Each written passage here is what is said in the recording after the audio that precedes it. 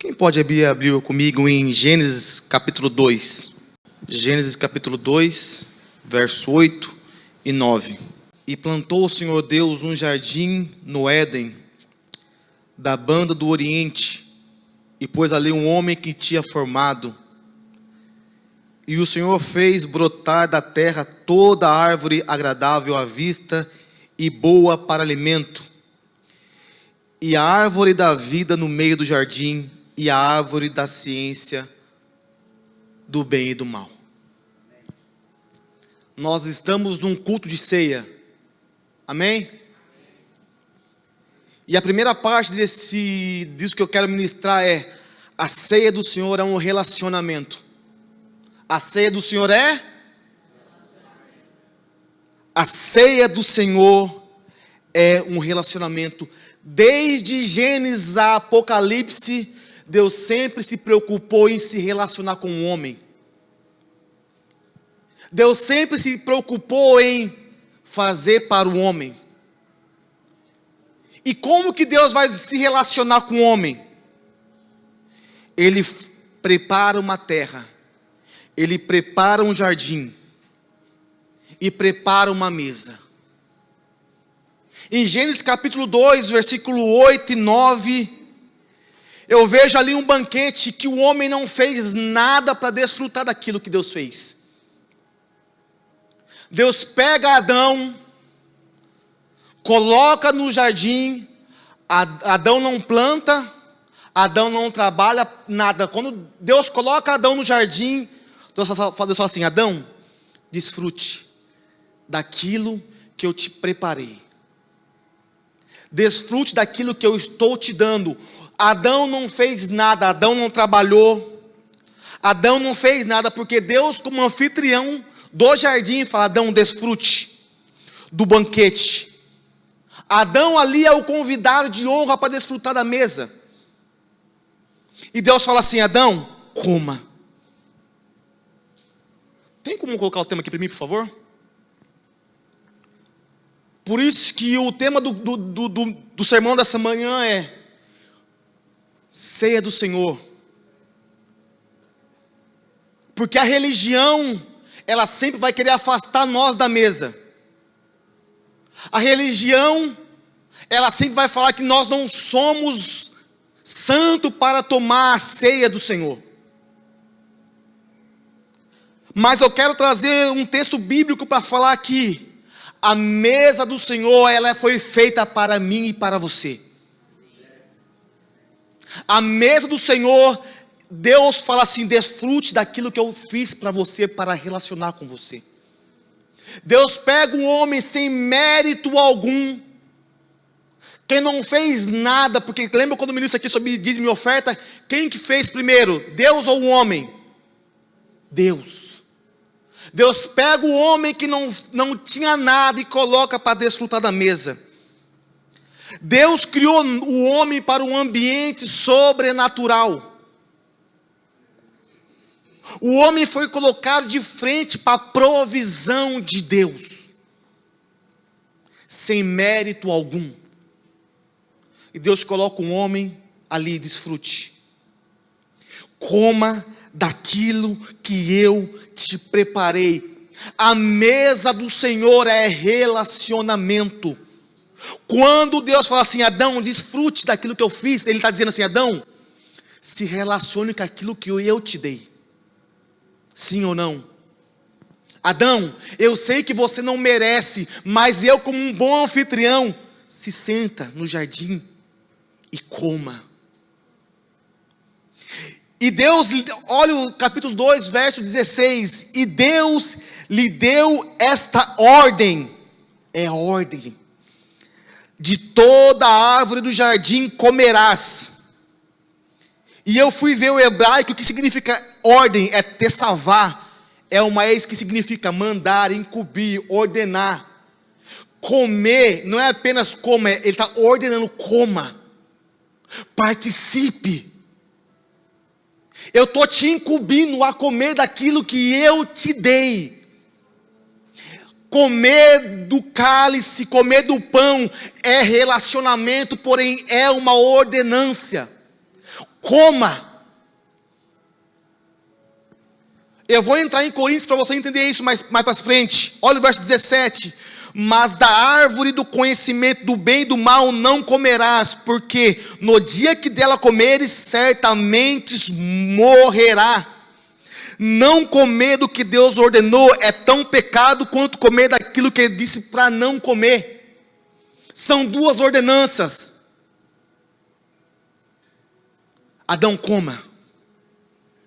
Coma disso que eu te permitia comer. Desfrute. Porém, Adão, se você também não comer, é tão pecado quanto você comer daquilo que eu te ordenei para não comer.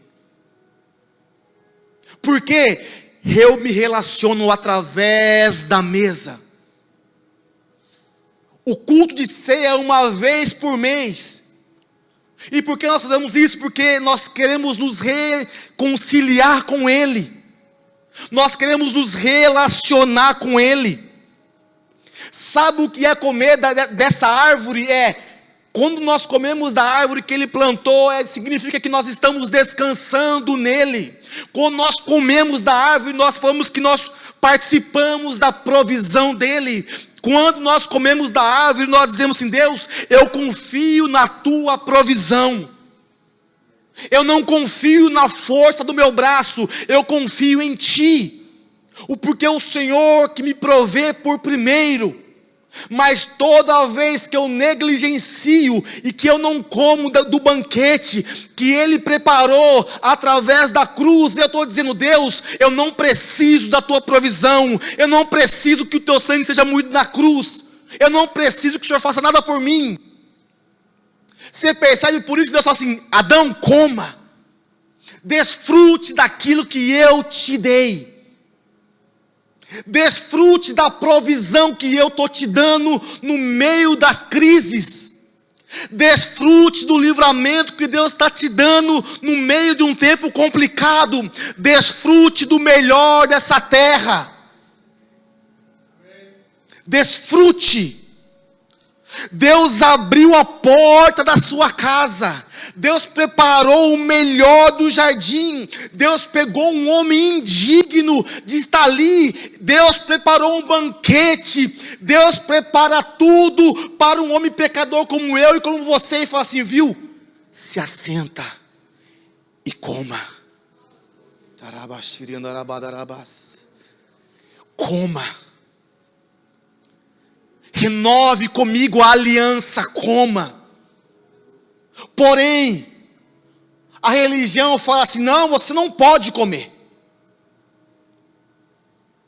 porque você não participa de nada, você é um pecador. Uau, isso aqui é para quem é pecador, não é para santo. Isso aqui é para quem precisa se arrepender. Isso aqui é para quem precisa se humilhar perante a presença de Deus. Por isso que a mesa do Senhor é relacionamento. Quando eu me relaciono com alguém, eu abro o meu coração para essa pessoa. Quando eu me relaciono com alguém, eu abro as minhas vergonhas, eu abro aquilo que eu tenho de podridão e me abro. A ceia do Senhor é relacionamento. Abra o seu coração e se relacione com Ele. Fale das suas mazelas, daquilo que tem te incomodado. Você está na mesa. Na mesa eu me relaciono com o meu mestre. Judas estava na mesa. Sim ou não? Você sabe a história de Judas? Ele estava na mesa? Para os religiosos ele não podia estar na mesa, porque os religiosos não conseguem ver um Jesus que perdoa os pecados. Semana passada, um grande pregador americano faleceu, Jim Swaggart. Quem lembra desse homem? Deus tomou para si. E sabe o que eu mais vi na internet? Falando do pecado de Jim Swaggart. Ele pecou. Ele veio de púlpito, pediu perdão. Isso foi há muitos anos atrás. E o homem morreu. E até hoje falam do pecado. Porque o religioso ele não consegue perdoar ninguém. Deus perdoa, mas o religioso não tem o coração de perdoar. O homem pediu perdão, o homem foi discipulado, se arrependeu, chorou, teve tempo para se reconciliar. O homem ganhou milhões de pessoas para Jesus. Porém, quando falam dele, os religiosos falam, viu? Ele pecou, ele é um adúltero. Porque os religiosos não sabem quem que é Jesus. Os religiosos colocam Jesus numa caixinha. Os religiosos não querem que você senta aqui e coma da mesa. Aí eu pergunto, qual mesa nós iremos nos assentar essa manhã? Na mesa dos religiosos ou na mesa de Cristo? Na mesa daquele que te acusa, que se acha o santarrão, ou na mesa dos arrependidos? Eu quero estar na mesa dos arrependidos. Eu quero estar na mesa dos arrependidos. A ceia do Senhor é reafirmar a aliança com o noivo. Primeiro, a ceia é relacionamento, amém? Agora a ceia é reafirmar a minha aliança com o noivo. No contexto judaico, o noivo, ele tinha a sua noiva, e ele tinha um amigo. Porém, o noivo não podia se relacionar com a noiva. Ele tinha que ir para um lugar distante construir a casa deles. E enquanto a casa não fosse terminada, o noivo não podia se encontrar com a noiva. Era um relacionamento à distância. Porém, se o noivo quisesse souber, ter uma informação da noiva, ele tinha um amigo, que era o amigo do noivo. O noivo fazia o quê? Ele dava um bronze ou uma prata ou um ouro e mandava para o amigo.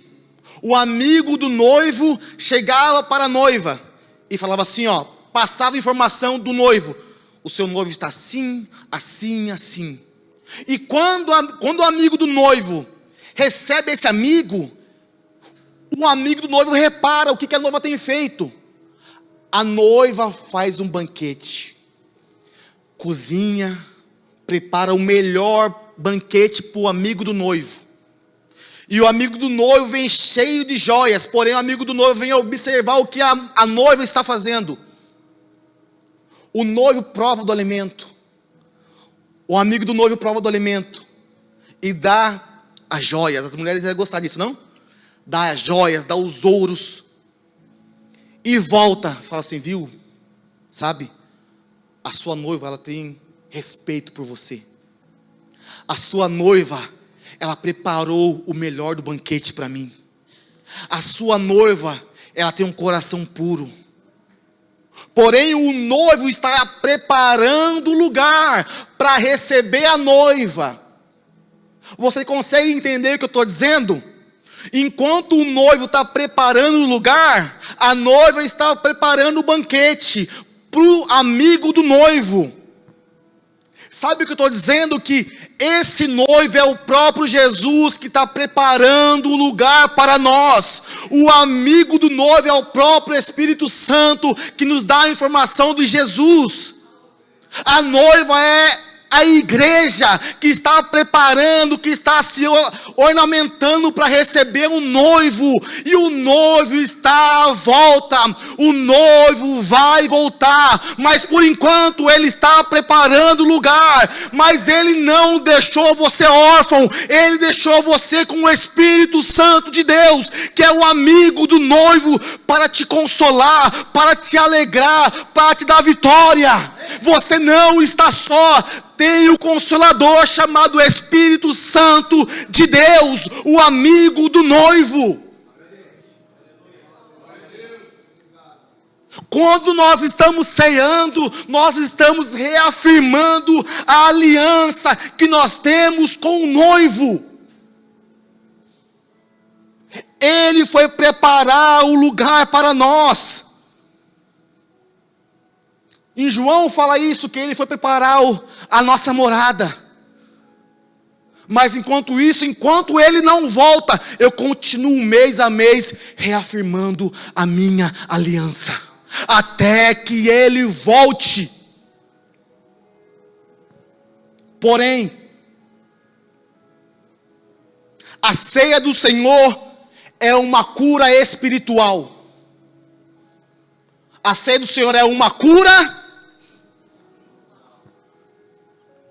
Quando você toma da ceia do Senhor, você está tomando um medicamento espiritual. Eu já vi em culto de ceia, eu já vi pessoas tomando vinho e comendo pão e vomitava cabelo. Macumbas foi exposta através do sangue de Jesus. Eu já vi pessoas que estavam com a perna com feridas, que chegavam na igreja, feridas abertas, sangrando. A hora que saiu da igreja, aquilo estava sequinho. Eu já vi, porque o sangue de Jesus te purifica de tudo. Não tem doença que o sangue e o corpo de Jesus não possa te curar.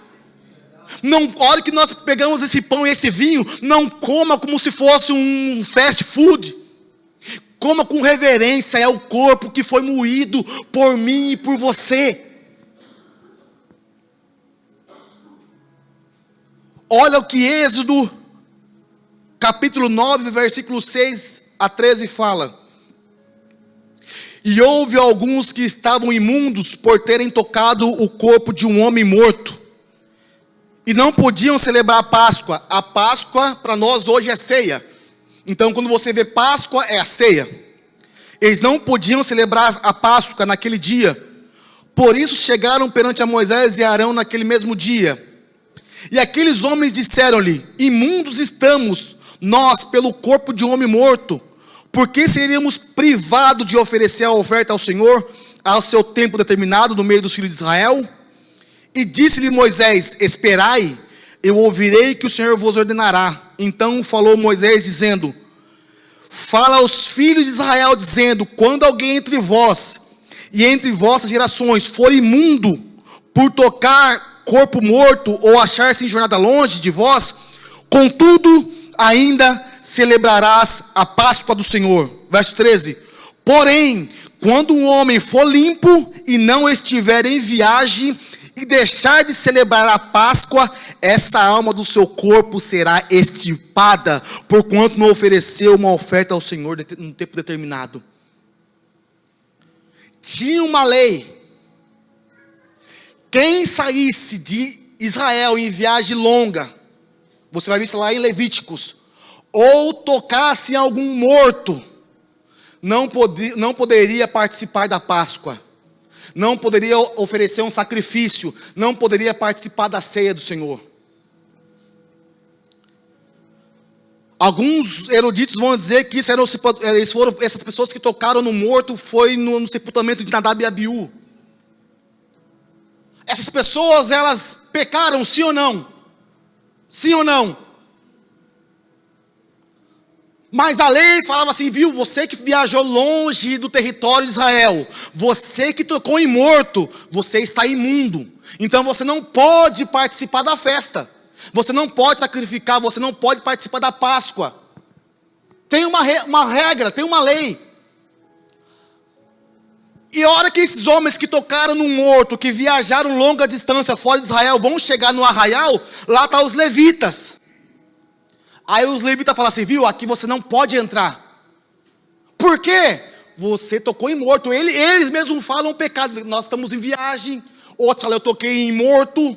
Aí os levitas na porta do arraial falam, vocês não podem entrar para participar. Aí um fala, eu quero falar com Moisés. Eles levaram a situação, porque mesmo no pecado, mesmo que eles estavam errados, eles queriam participar da festa, porque eles estavam valorizando a Páscoa. Eles sabiam que eles precisavam participar daquilo. Aí então Moisés foi falar com Deus, e aí Deus? Um tocou em morto, já não pode participar. Deus fala, é verdade, mas você tem razão. E o outro caso, ó Deus, o outro viajou fora do arraial de Israel. É mesmo Moisés? É. Aí eu fico imaginando Deus, bom, um tocou em morto, não pode. O outro viajou fora da área de Israel, também não pode. Mas como que está o coração? Como está o coração quando nós pecamos? Se eu e você conseguimos ficar alegre quando pecamos, tem algo errado. Porém, se o pecado que nós cometemos nos traz tristeza, ainda existe esperança, porque o Espírito Santo habita em você. Moisés levou o caso a Deus. E quando Moisés levou o caso a Deus, ele falou assim: porém um homem que for limpo, e não eu estiver em viagem. Deus falou assim: Moisés, pega essas pessoas, pega quem tocou no morto, entra. Pega quem viajou longe e participa da mesa do Senhor. Porque o pecado não é maior do que Cristo fez na cruz por mim e por você. O pecado não é maior do que aquilo que Jesus fez por você na cruz. Nós temos que valorizar aquilo que Jesus fez por nós através da cruz. Porém, tem pessoas que não pecou, não viajou, não tocou em morto e está perto do arraial. Essa pessoa, ela está apta a participar, sim ou não? Porque ela não tocou em morto, ela não saiu do arraial. E olha que Deus fala no verso 13: porém, quando o homem for limpo e não estiver em viagem e deixar de celebrar a Páscoa, essa alma será extirpada do povo. Sabe por quê? Estava apto, mas não valorizou nem o corpo e nem o sangue. Mais vale um pecador arrependido do que um santo hipócrita. Deus não está vendo se você pecou ou não. Deus está vendo se você tem um coração para se arrepender. Os religiosos têm um coração de hipocrisia. Os religiosos vê a roupa, vê a voz, vê a entonação da sua voz, mas Deus vê o coração. Por isso que um religioso nunca vai deixar você participar da ceia. Líderes de grandes nações não querem deixar você participar da ceia. Aí eu pergunto: quem que morreu na cruz? Foi um padre? Foi um pastor? Foi um bispo ou foi Jesus? Então ele é o único que pode te tirar da mesa.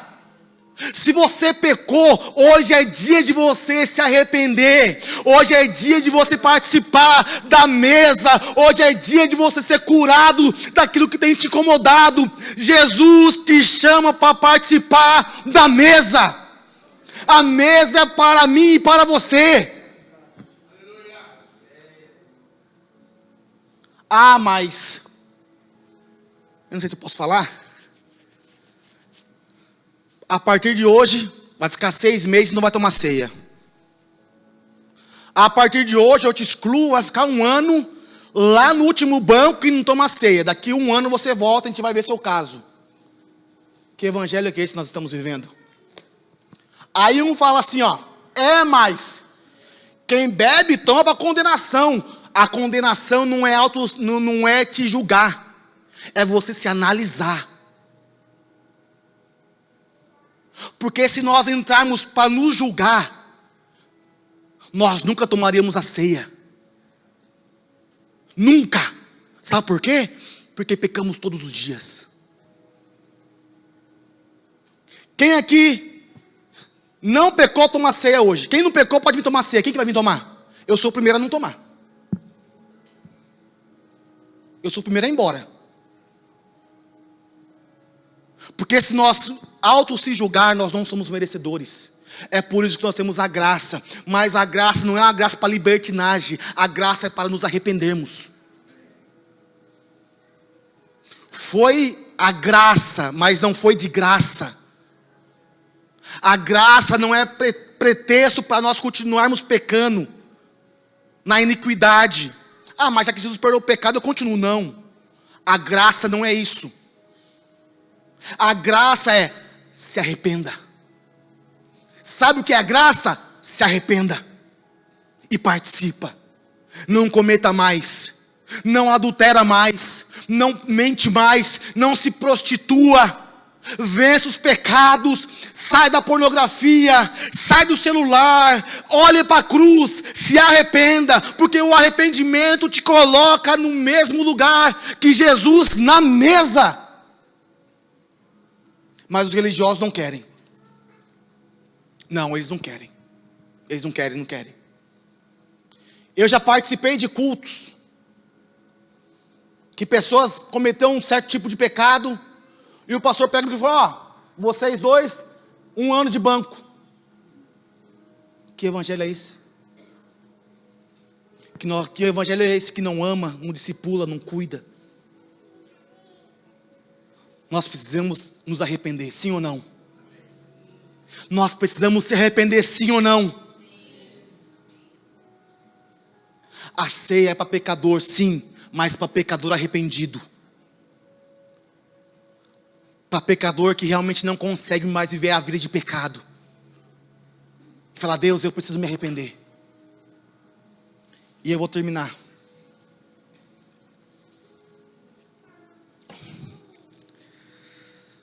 Tá pesado ou tá ok? Deus é bom? Deus é bom? Nós precisamos se arrepender? 1 João, capítulo 1, versículo 9. E se confessarmos os nossos pecados, Ele é fiel e justo para nos perdoar os pecados e nos purificar de toda a injustiça. Ele é fiel. Ele é fiel para nos purificar de todas as injustiças. Porém, se confessarmos os nossos pecados, confesse a Ele essa manhã e não saia daqui sem tomar a ceia do Senhor. Eu não sei se tem alguém aqui que está se sentindo acusado por algo que cometeu nos últimos 15 dias, no último mês, no último 2 dias. Se você está se sentindo acusado pelo diabo, peça perdão hoje, se arrependa e participe da mesa. Participe do banquete que Ele te preparou. Não saia daqui sem participar do pão e do sangue. O seu pecado não é maior do que aquilo que Jesus fez na cruz. O seu pecado não venceu Jesus, pelo contrário, Jesus venceu os nossos pecados. Não saia daqui sem participar da mesa.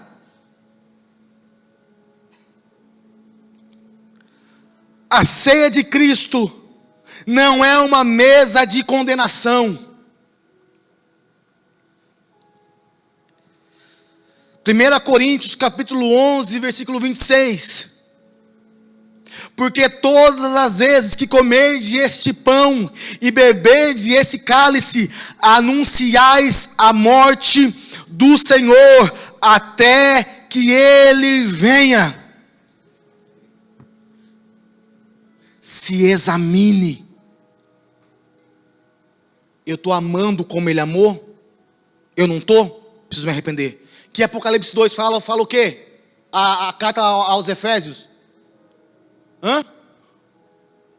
Perdeste o primeiro amor. E toda vez que nós não amamos, nós estamos pecando. Se examinar. Porque todas as vezes que beberes e comeres do pão, anunciar a morte até que Ele venha. Eu tenho que me examinar.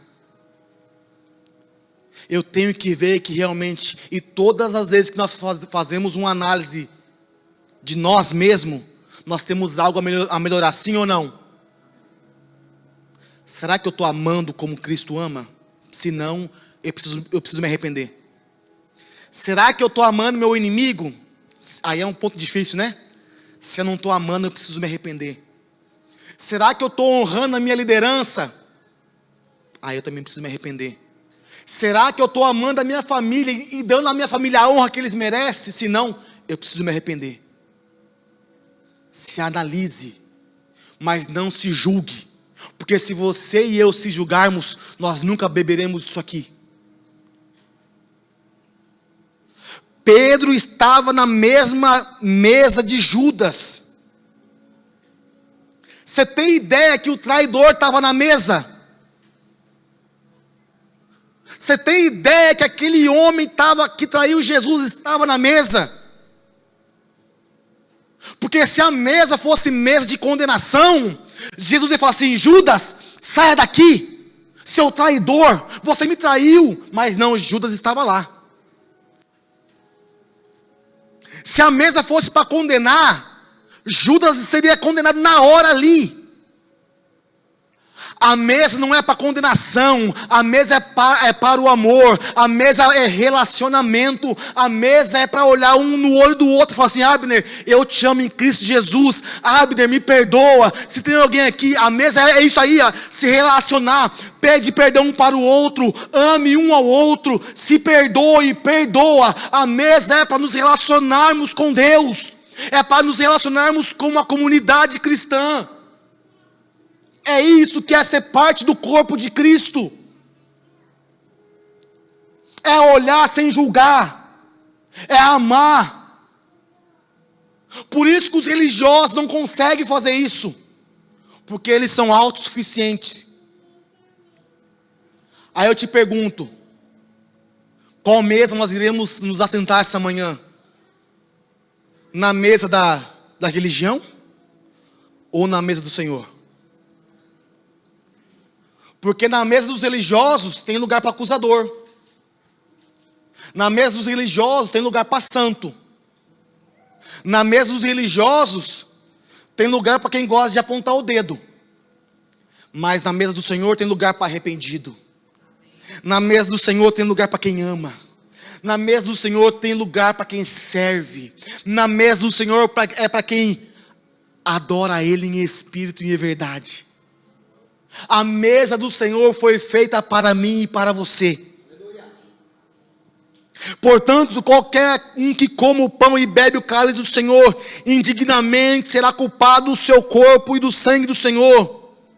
Nós precisamos entender que Jesus não morreu para os perfeitos. Deus morreu para nós, os imperfeitos. Para nós que precisamos se alimentar do corpo dele.